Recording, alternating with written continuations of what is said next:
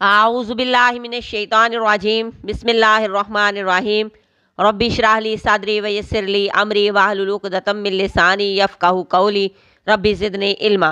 سورہ آل عمران کی آیت نمبر 56۔ فَأَمَّا الَّذِينَ تو لیکن جن لوگوں نے کافروا کفر کیا، فَأُعَذِّبُهُمْ تو میں انہیں عذاب دوں گا، عذاباً شدیدہ سخت عذاب، عذاب شدیدہ سخت، فی الدنیا دنیا میں، والآخرہ اور آخرت میں، فی الدنیا والآخرہ دنیا میں اور آخرت میں، وما لہم اور نہیں ہوگا ان کے لیے من ناصرین کوئی مددگار۔ اللہ تبارک و تعالیٰ کی عدالت میں قیامت کے دن فیصلہ ہوگا۔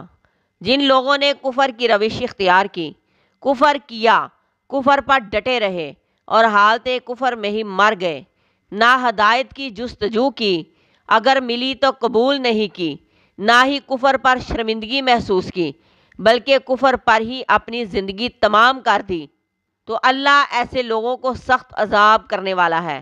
ایسے لوگ دنیا میں بھی رسوا ہوں گے اور آخرت میں بھی سوائے ذلت کے کچھ حاصل نہ ہوگا، اور ایسے لوگوں کی کوئی مدد نہ کرے گا۔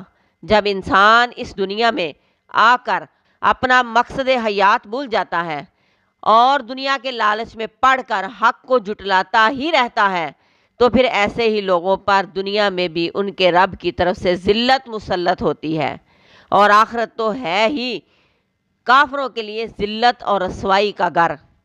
کون یہ نہیں جانتا کہ تمام کائنات کا مالک اللہ ہے؟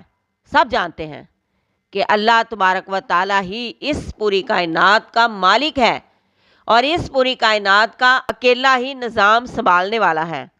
رازق وہ اللہ، عبادت کے لائق وہ اللہ، خالق وہ اللہ، مالک وہ اللہ، مشکل کشا وہ اللہ، مرادیں پوری کرنے والا، حاجتیں پوری کرنے والا، شفا دینے والا، اولاد دینے والا وہی اللہ ہے۔